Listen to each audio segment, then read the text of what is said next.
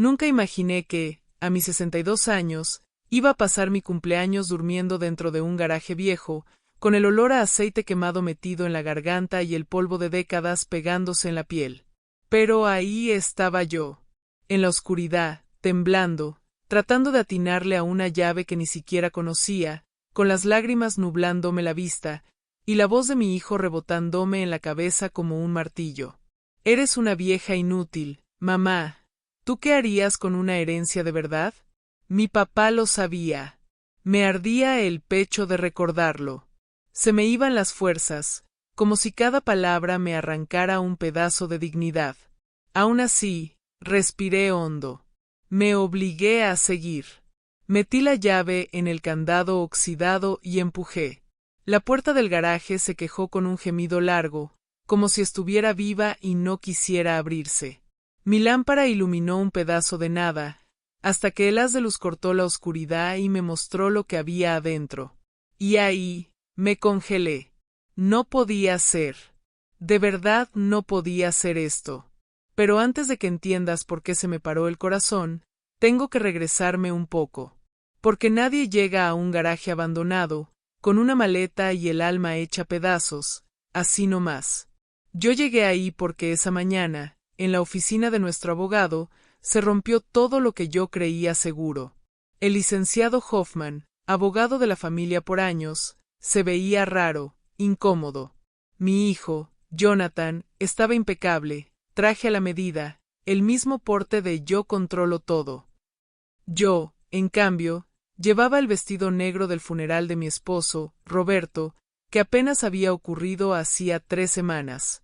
Todavía sentía el peso de su ausencia en el aire, como si la silla vacía de la casa siguiera hablándonos. Antes de comenzar, dijo el abogado, acomodándose los lentes, quiero asegurarles que todo es legal y exactamente como el señor Campbell lo indicó. Ahora lo sé. Esa frase era una advertencia. El testamento se me pasó como un zumbido, pero hubo palabras que se me quedaron tatuadas. A mi hijo le dejaba el penthouse en Los Ángeles y el portafolio principal de inversiones. Y luego, como si fuera un detalle sin importancia, el abogado leyó. A mi amada esposa, doña Isabel Campbell, le dejo la propiedad ubicada en 1420 Industrial Parkway, el garaje y su contenido. ¿Un garaje? Después de 42 años de matrimonio, ¿un garaje? Sentí que me faltaba el aire. Jonathan, en cambio, cambió la cara en segundos. De luto pasó a una victoria contenida. Me apretó el hombro con una fuerza que no era cariño, y se inclinó para susurrarme. No te preocupes, mamá. Yo me encargo de ti. Yo estaba demasiado aturdida para contestar. Demasiado confundida para preguntar lo obvio. ¿Por qué Roberto haría eso? ¿Dónde se suponía que yo iba a vivir? ¿Qué esperaba de mí? La respuesta llegó esa misma noche, cuando Jonathan me llevó al penthouse que, hasta ese momento, yo seguía llamando mi casa. Apenas crucé la puerta, él dejó mi maleta en la entrada, como si me la estuviera entregando en una terminal. Creo que es mejor que busques dónde quedarte, mamá. Me quedé mirándolo, sin comprender. ¿Cómo que dónde quedarme? Esta es mi casa. Él ni pestañeó. El penthouse es mío.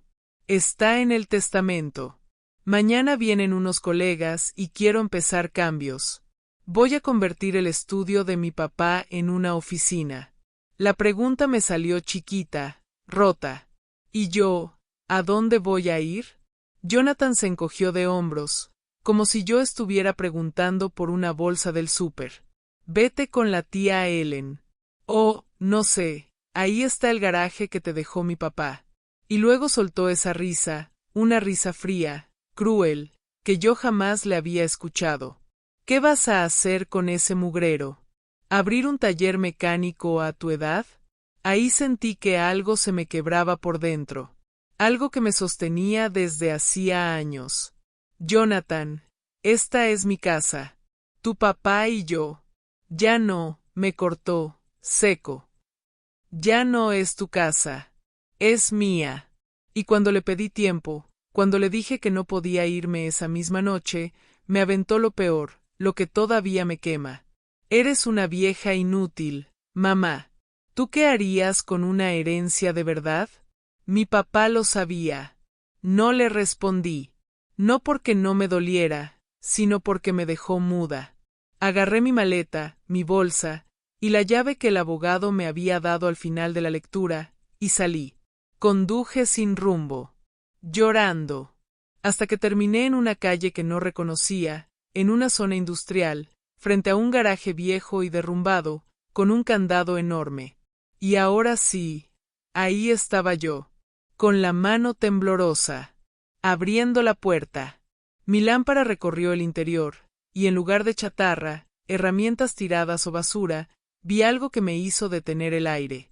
3 vehículos, cubiertos con fundas a la medida, colocados con una precisión casi sagrada.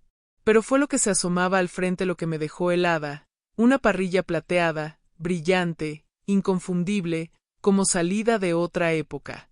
Un Aston Martin. ¿Qué es esto? Susurré, sintiendo que el mundo se inclinaba. Y en ese instante, sin saberlo, yo estaba a punto de descubrir que había entendido mal el último regalo de Roberto. Me acerqué como si estuviera entrando a una iglesia, con miedo de hacer ruido, con la sensación de que algo prohibido me estaba esperando ahí adentro. El garaje olía a metal viejo, sí, pero también olía a cuidado, a algo mantenido con amor, con obsesión. Mis pasos sonaron huecos sobre el piso, y entonces entendí lo primero: ese lugar no era un abandono, era un escondite. Tragué saliva. Estiré la mano hacia la funda del primer auto, el que tenía esa parrilla plateada que me había detenido el corazón.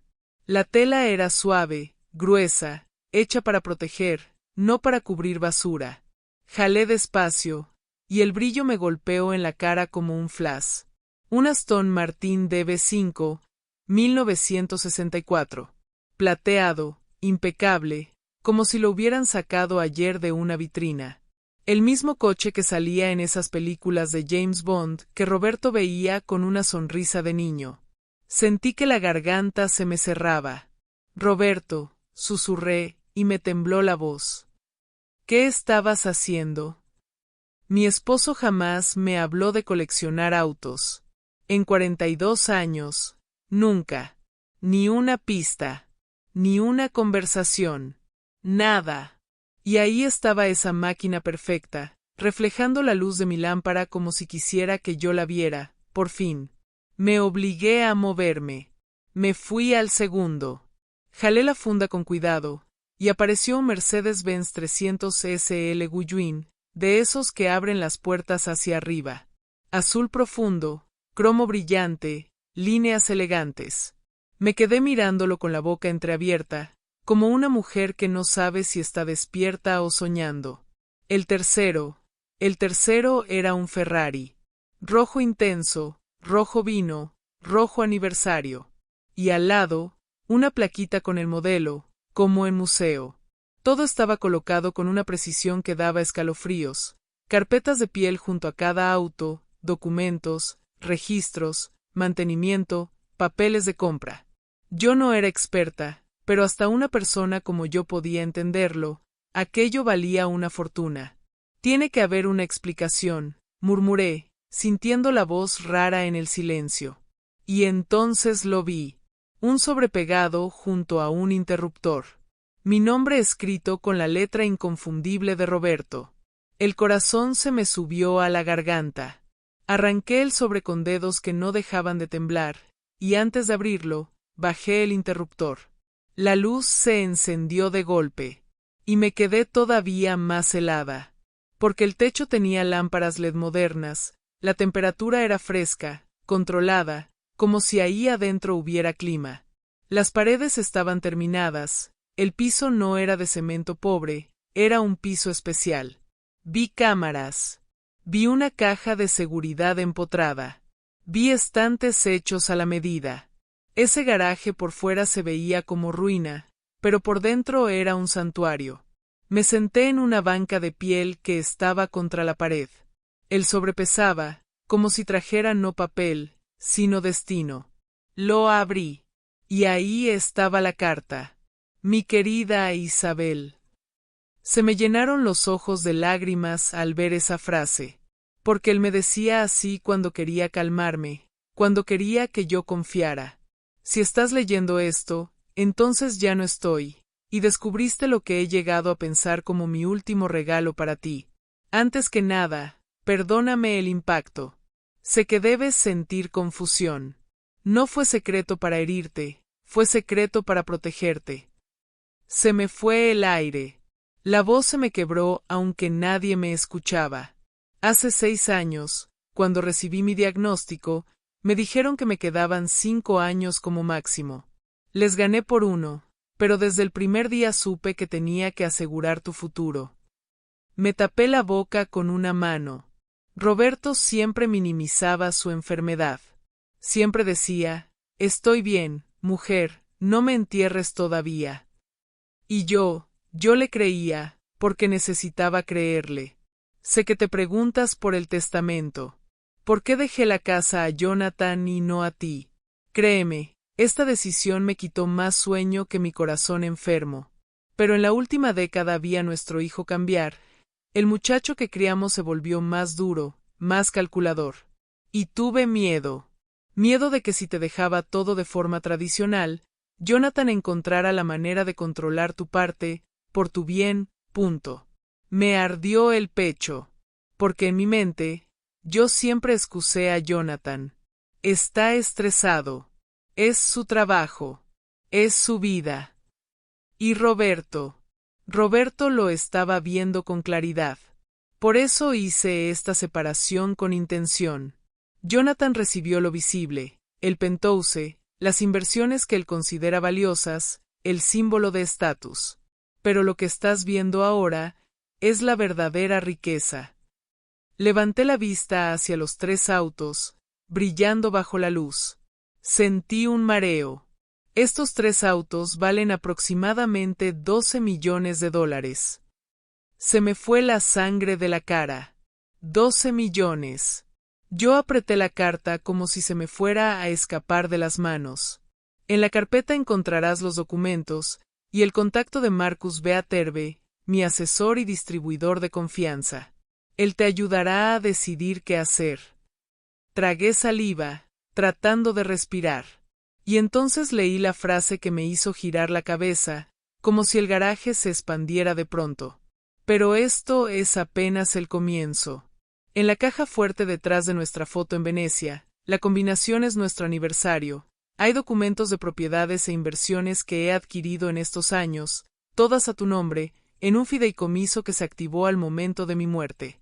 Quiero que vivas libre, sin depender de nadie. Mis manos temblaban tanto que tuve que bajar la carta, porque las letras ya se mezclaban con mis lágrimas. Busqué con la mirada, y ahí estaba.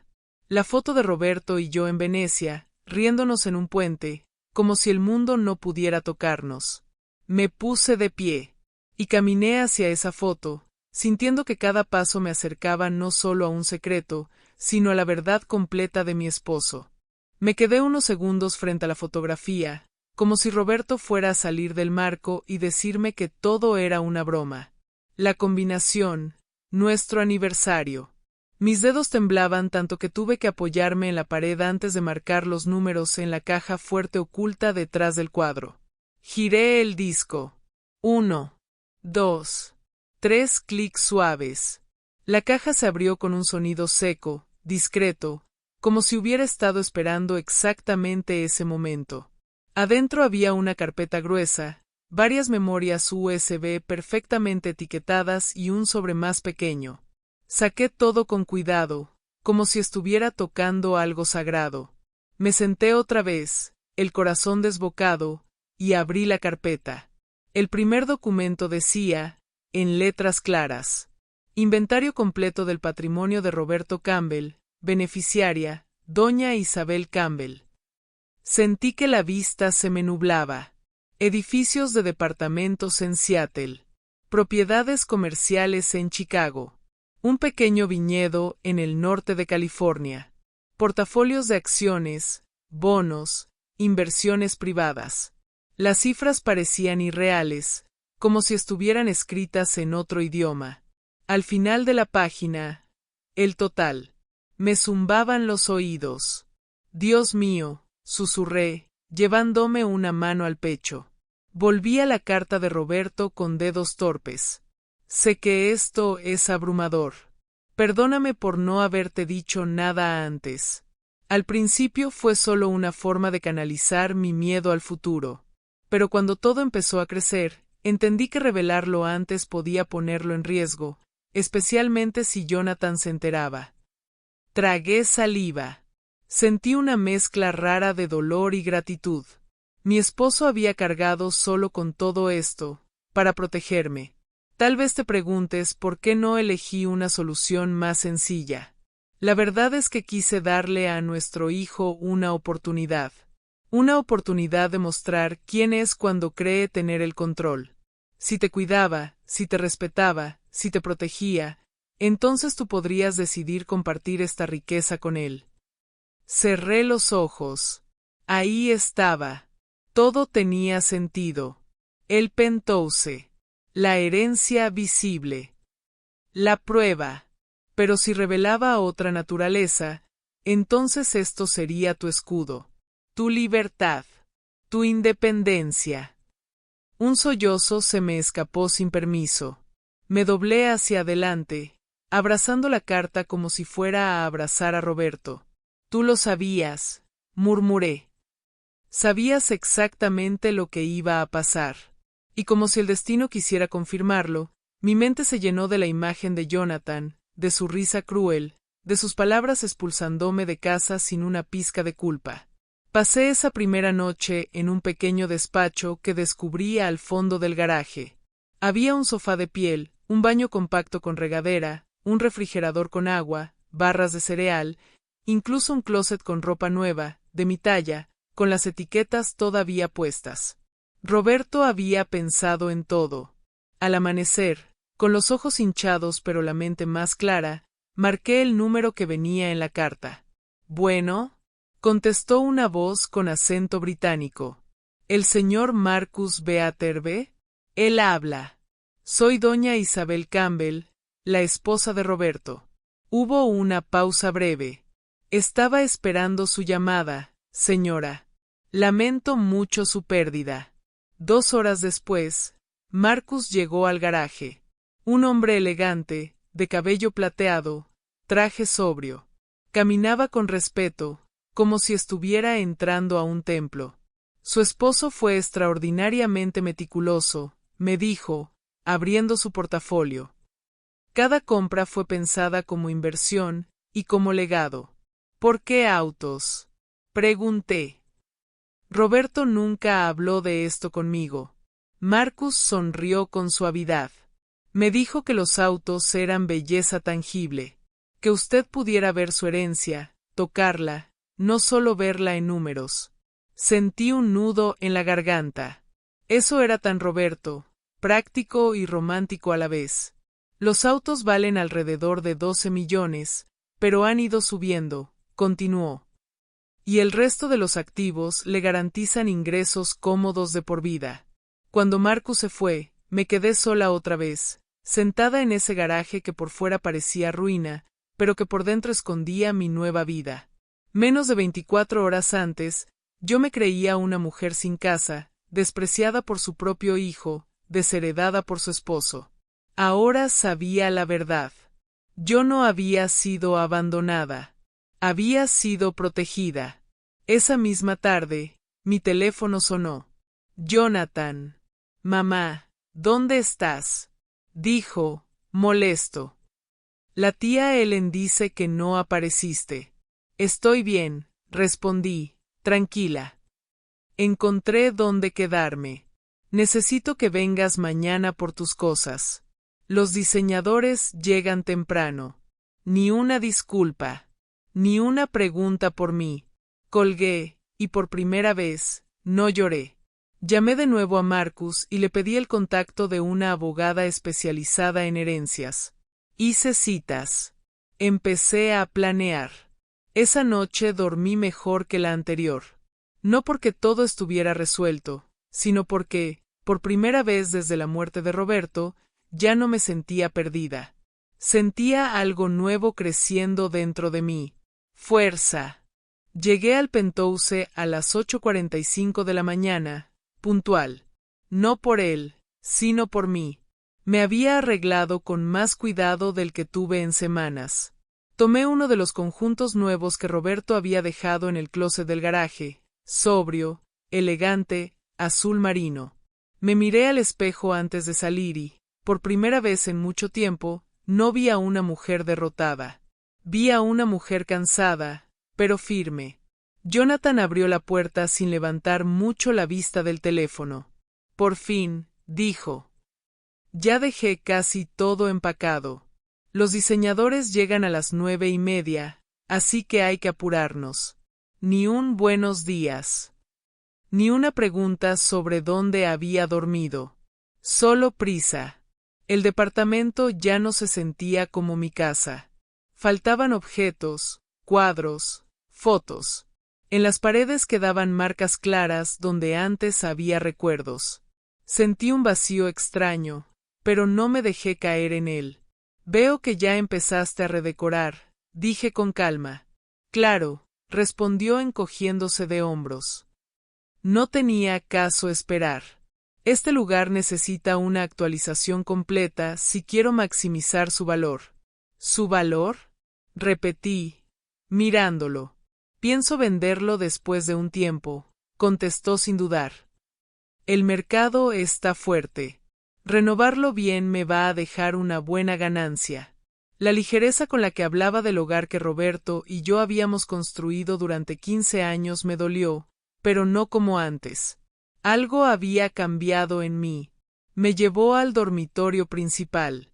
Varias cajas estaban apiladas del lado que había sido mío. Ahí está tu ropa, tus cosas, dijo. Yo me quedé con el Rolex de mi papá y sus mancuernillas. Lo demás, pues, ya sabes, ropa vieja y cosas de señor. Cosas de señor. Me acerqué a las cajas y abrí una. Ahí estaban los libros de Roberto, sus plumas antiguas, el suéter que le regalé la última Navidad, todavía con su olor. Cada objeto era una vida compartida, y para mi hijo, simple estorbo. Empecé a separar lo que me llevaría. Sin prisa. Jonathan caminaba de un lado a otro, revisando el reloj. ¿Puedes apurarte? Me dijo al fin. Son solo cosas, mamá. Además, ni tienes dónde guardarlas.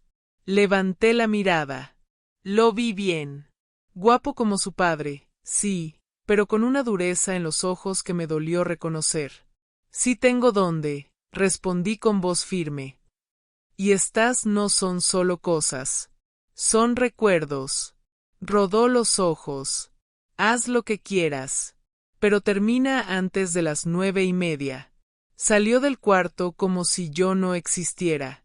Mientras seguía empacando, entendí algo con una claridad brutal. No solo estaba despidiendo a mi esposo, estaba despidiendo al hijo que yo creía haber criado. Roberto lo había visto antes que yo. Yo me negué. Cuando terminé, lo encontré en el antiguo despacho de Roberto. O lo que quedaba de él. El escritorio de madera fina había desaparecido, reemplazado por uno moderno, frío, sin alma. Ya terminé, le dije. Bien, contestó sin levantar mucho la vista. ¿Quieres que llame al portero para que baje tus cosas? Sí, por favor.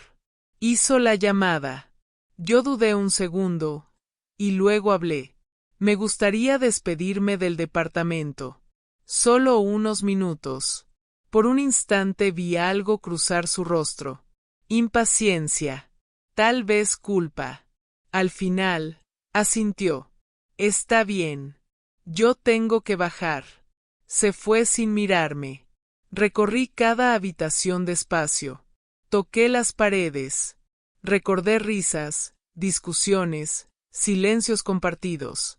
En el closet, al fondo, vi algo que no reconocí de inmediato. El viejo portafolio de cuero de Roberto. Lo abrí. Adentro había un sobre con mi nombre. Otra vez su letra. Si encuentras esto, Isabel, es una copia de todo lo que está en la caja fuerte. Por si acaso. Sonreí entre lágrimas. Mi esposo, siempre un paso adelante. Cuando el portero cargó mis cajas al coche, miré el edificio por última vez. Sentí tristeza, sí, pero también una extraña libertad.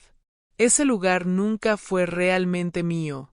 Conduje directo al despacho de la abogada que Marcus me recomendó.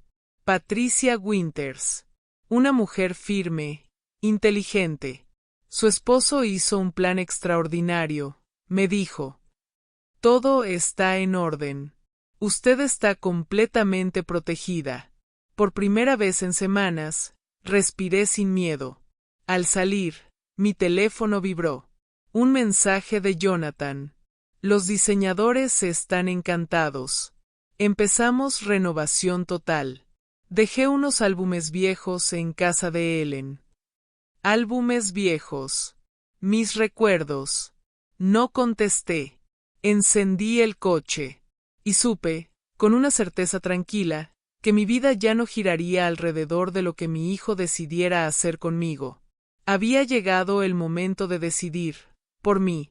Después de salir del despacho de la abogada, no regresé al garaje de inmediato. Sentía que necesitaba aire, espacio, algo que no oliera a despedida.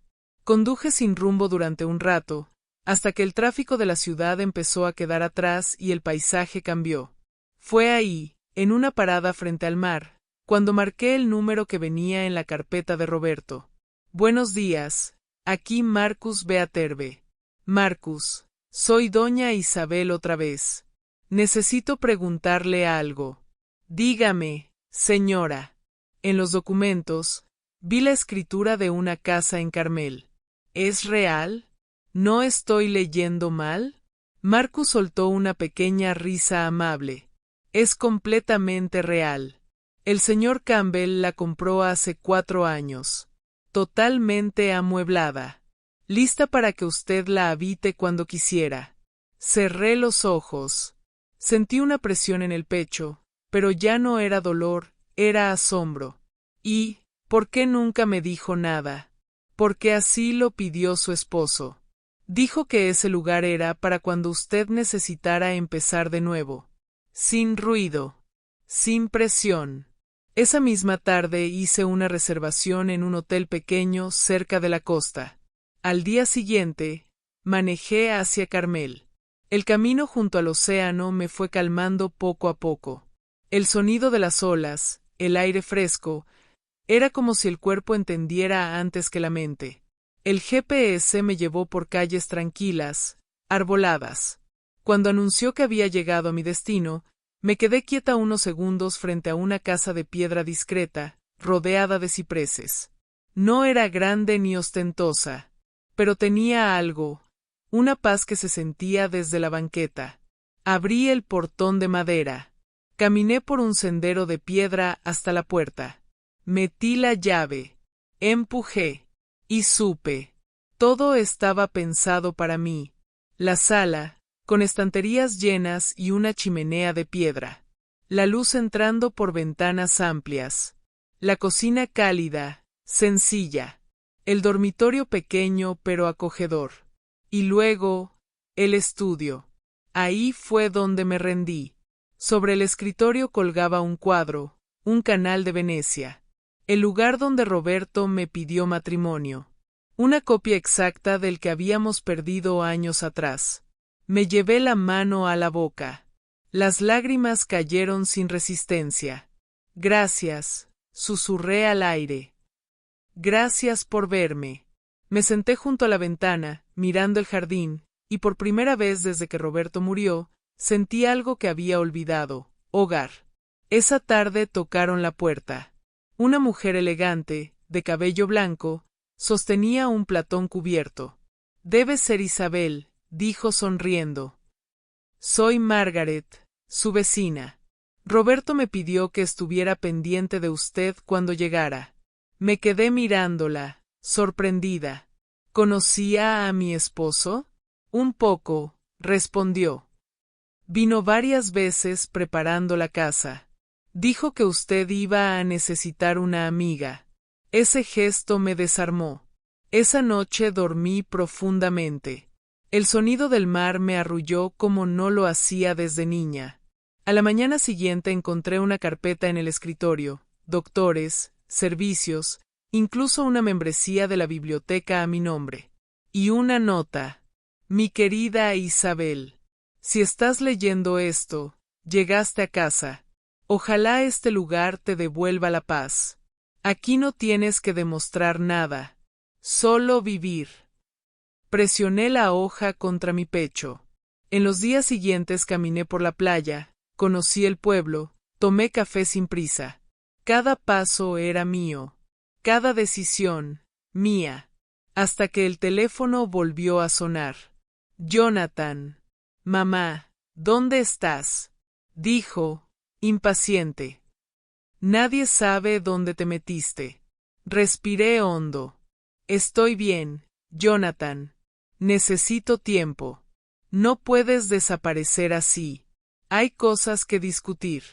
Cuando esté lista, respondí, firme. Colgué. Miré el mar. Y entendí que Roberto no solo me había dejado dinero. Me había dejado algo mucho más raro y valioso. Tiempo. Espacio. La oportunidad de volver a ser yo. Pasaron varios días en los que el teléfono se convirtió en un objeto distante.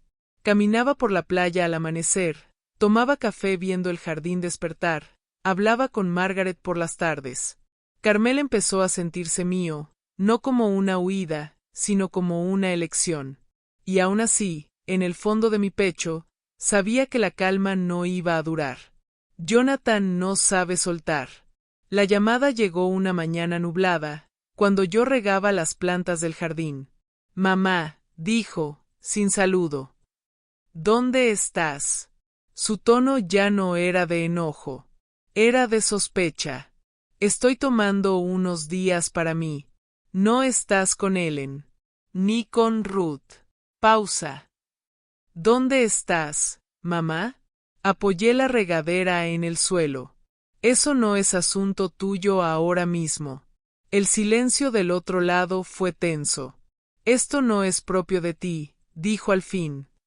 Primero papá te deja casi nada, y luego desapareces. La gente habla. Casi me reí. Que hablen, Jonathan. Yo ya no vivo para eso. Colgué antes de que pudiera responder. Pero supe, en ese instante, que no se iba a quedar tranquilo. 2 días después, lo vi. Estaba en la entrada de la casa cuando regresé del mercado. De pie. Brazos cruzados. Su auto estacionado frente al portón. El estómago se me encogió, pero no di un paso atrás. Vaya, dijo, mirándome de arriba abajo. Así que aquí estabas escondida. No estoy escondida, respondí con calma. Esta es mi casa. Sonrió sin humor. Curioso. Una casa en Carmel no aparece de la nada. Papá la compró, ¿verdad? Abrí la puerta y le hice una seña para que entrara. Mejor pasemos. No quiero hacer un espectáculo para los vecinos. Caminó por la sala observándolo todo con ojo calculador. Medía, sumaba, restaba. Lo conocía demasiado bien. Bonito lugar, dijo. Ahora entiendo por qué no contestabas. No contestaba porque necesitaba pensar, respondí. No porque te estuviera ocultando algo. Se rió con amargura. ¿De verdad? Porque también estuve en el garaje que te dejó papá. Sentí el corazón golpearme fuerte. ¿Fuiste ahí? Sí.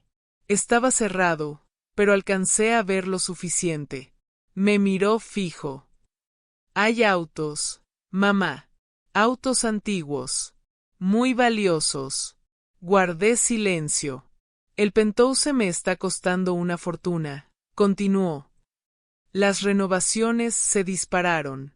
Y tú estás sentada sobre algo mucho más grande de lo que aparenta. Tu padre tomó sus decisiones, dije despacio.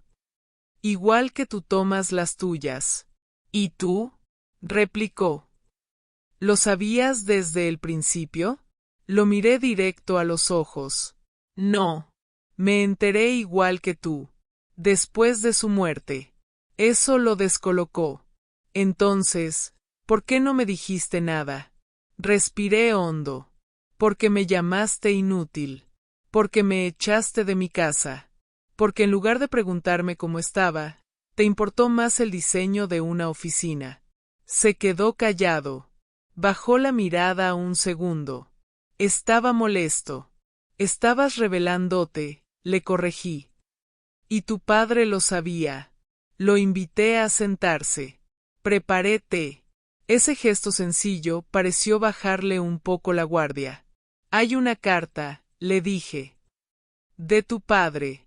Explica todo. Sus ojos se encendieron. ¿Y no pensabas mostrármela? No después de cómo me trataste. Le entregué la copia. Observé su rostro mientras leía. La incredulidad. El enojo. Y luego, algo más oscuro. Dolor. Así que, dijo al terminar. Papá pensaba que yo no era digno. Pensaba que yo necesitaba protección, respondí. Y que tú necesitabas una oportunidad de mostrar quién eras. Se levantó de golpe. ¿Una prueba? ¿Eso fui para él?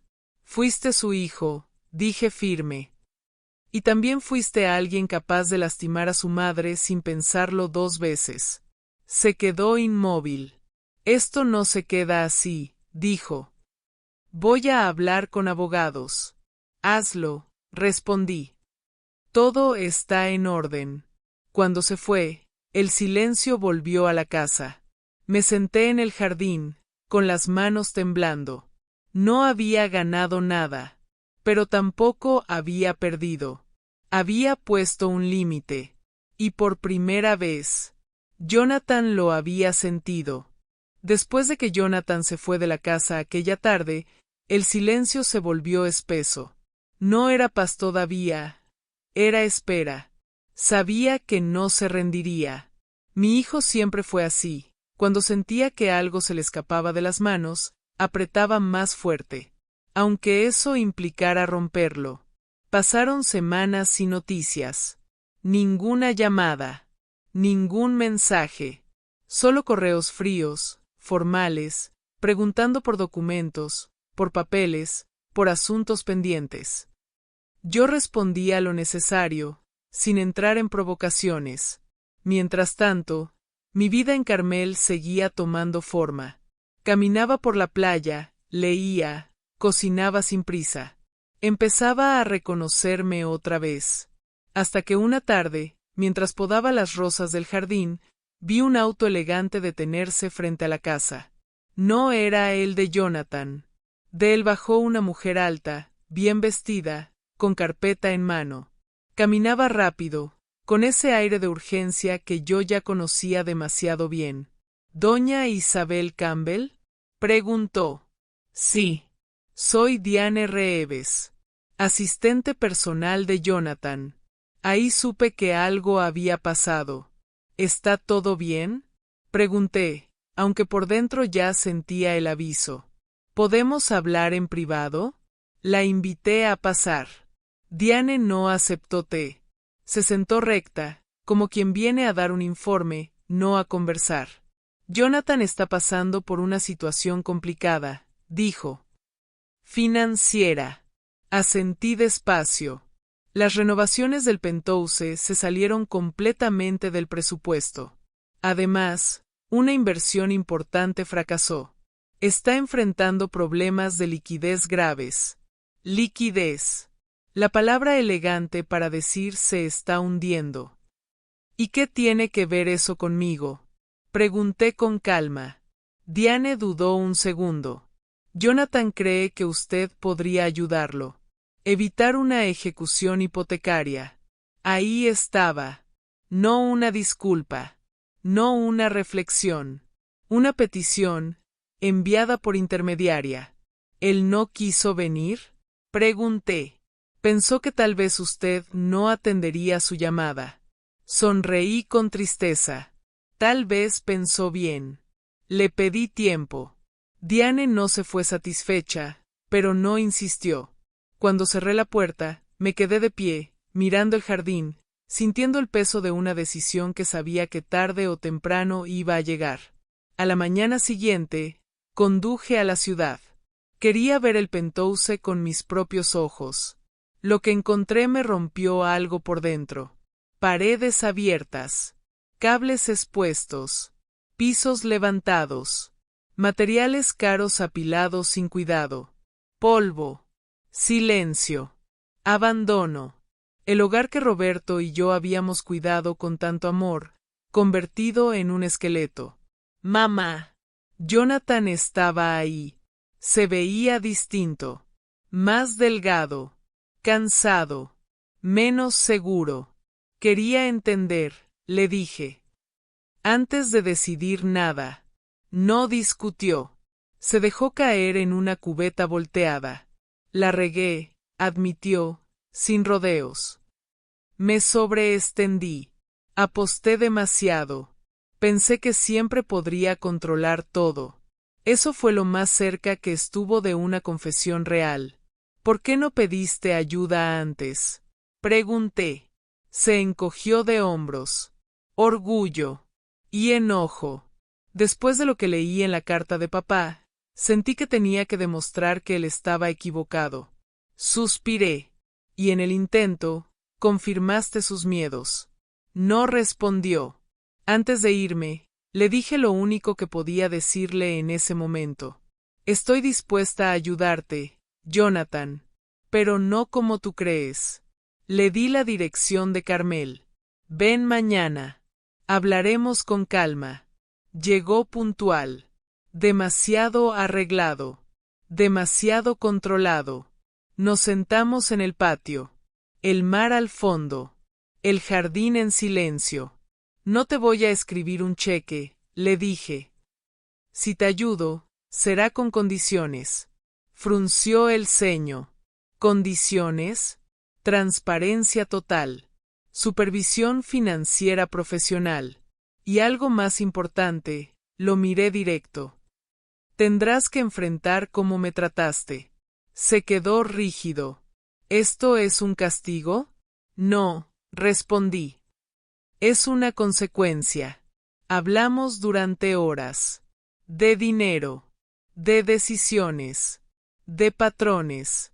De su necesidad de aparentar. De mi costumbre de callar. No fue una conversación fácil. Ni limpia. Ni cómoda. Cuando se fue, no había aceptado, pero tampoco había rechazado. Esa noche, sentada en el jardín, entendí algo que me estremeció. Roberto no solo me había dejado protección, me había dejado una elección: salvar a mi hijo o permitirle aprender. Y por primera vez en mi vida, supe que amar no siempre significa rescatar. A veces, significa esperar. Jonathan tardó 3 días en volver a llamar. 3 días completos de silencio. No correos. No mensajes. Nada. Yo no lo busqué.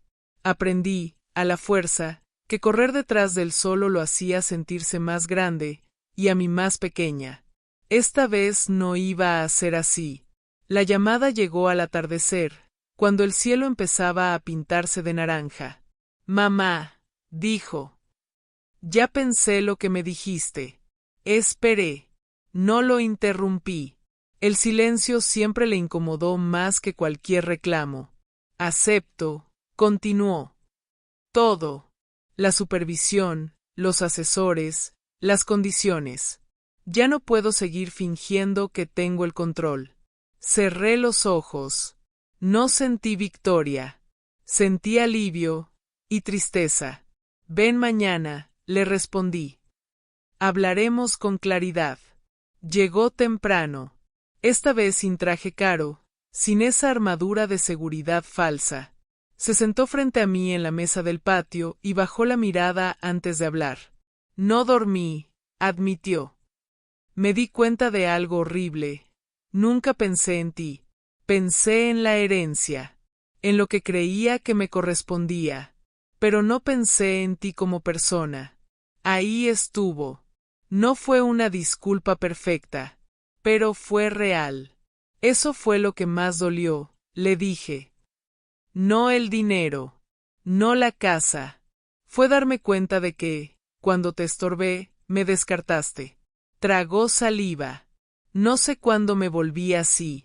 Poco a poco, respondí. Y yo ayudé permitiéndolo. Hablamos largo, muy largo, de su miedo al fracaso, de su obsesión por demostrar valor a través del éxito, de cómo confundió respeto con poder. Yo hablé también, de mis silencios, de mis excusas, de mi miedo a perderlo si lo enfrentaba. Firmamos acuerdos esa misma semana. Fideicomisos, asesores independientes, reglas claras, no como castigo, sino como estructura, como un andamio para reconstruirse. Jonathan empezó terapia, al principio a regañadientes, luego, con honestidad, y algo empezó a cambiar. No de golpe, no como en las películas, cambió despacio, incómodo, con retrocesos, pero cambió. Vendió el penthouse, no al precio que soñaba, pero al precio que necesitaba. Pagó deudas, perdió estatus, ganó algo que no esperaba, descanso. Un día me llamó solo para preguntar cómo estaba, sin pedir nada, sin doble intención. Lloré después de colgar, no de tristeza, de alivio. Yo también cambié. Vendí 2 de los autos. Conservé uno, el Aston Martin. No por lujo, sino por memoria. Lo manejo algunas tardes por la carretera costera, con el mar a un lado y el viento despeinándome, como si Roberto fuera conmigo, sonriendo en silencio. Doné parte del dinero. Abrí un pequeño fondo para mujeres mayores que, como yo, fueron desplazadas por su propia familia. No por caridad, por justicia. Un día, Jonathan vino con una cajita en las manos. Encontré esto en una caja que había ignorado, me dijo. Era mi anillo de bodas original, el que creí perdido. No sabía qué significaba, confesó. Ahora sí. Lo abracé. No como premio, como cierre. Hoy, sentada en este jardín, viendo florecer las rosas, entiendo algo que me costó 62 años aprender. No soy inútil. Nunca lo fui. Fui invisible, hasta que dejé de esconderme. Roberto no me dejó un garaje viejo. Me dejó una puerta. Y tuve el valor de abrirla. Hoy, mientras escribo estas palabras desde la mesa de madera frente a la ventana, el mar respira conmigo. Ya no corro. Ya no me escondo. Ya no pido permiso. Aprendí que la paz no llega cuando todo se arregla afuera, llega cuando una se acomoda por dentro. Han pasado meses desde aquella noche en el garaje. A veces todavía puedo oler el aceite viejo y el polvo, como si el recuerdo quisiera asegurarse de que no olvide de dónde vengo. Pero ya no me duele, porque ese lugar, que parecía el fondo de mi historia, fue en realidad el inicio. Jonathan viene a verme una vez al mes. No siempre es fácil. Hay silencios largos, conversaciones torpes, momentos incómodos. Pero también hay algo nuevo, respeto. No el respeto que se exige con dinero o poder, sino el que nace cuando uno reconoce el daño causado y decide no repetirlo. Mi hijo ya no habla de mi herencia. Habla de tu vida. Y aunque parezca poco, para mí lo es todo. Sigue trabajando. No como antes, persiguiendo aplausos y apariencias, sino aprendiendo a construir con paciencia. A veces falla. A veces se frustra. Y por primera vez, no huye ni culpa a nadie. Se queda. Eso, para mí, ya es una victoria. Yo también me quedé. Me quedé conmigo. La casa en Carmel se volvió hogar de verdad. Planté más flores. Pinté paredes. Doné libros a la biblioteca local. Volví a tocar el piano, aunque al principio los dedos no obedecían como antes. Me equivoqué muchas veces, y me reí de mí misma. Descubrí que empezar de nuevo no es negar el pasado, sino darle un lugar sin permitir que mande. El Aston Martin duerme en el garaje, limpio, brillante. No es un trofeo. Es un recuerdo en movimiento. Cada vez que lo conduzco por la carretera costera, siento a Roberto conmigo, no como ausencia, sino como impulso. Él no me salvó. Me preparó. Y eso cambió todo. A veces me preguntan si perdoné a Jonathan. La verdad es que el perdón no llegó de golpe. Llegó en pedacitos. Llegó cuando vi esfuerzo. Cuando escuché silencios honestos. Cuando entendí que él también estaba atrapado en una idea equivocada de lo que significaba valer. Pero si algo aprendí, y quiero que esto quede claro, es esto. El amor no justifica el desprecio. La sangre no obliga al abuso. Y la edad no nos quita el derecho a empezar de nuevo. Yo no era una vieja inútil. Era una mujer que había olvidado su valor, hasta que la vida la empujó a recordarlo. Si hoy alguien que escucha esta historia se siente desplazado, invisible, descartado, quiero que sepas algo, todavía estás a tiempo. Mientras respires, hay decisiones que nadie puede quitarte. A veces la herencia no es una casa, ni dinero, ni autos antiguos. A veces la herencia es el coraje de abrir una puerta, aunque tengas miedo de lo que haya detrás. Yo lo hice, y no me arrepiento. Burbuja de diálogo. Si esta historia tocó algo en tu corazón, déjanos un comentario y cuéntanos desde dónde nos escuchas. Corazón Rojo, apoya el canal con tu like y compártelo con alguien que necesite recordar su valor.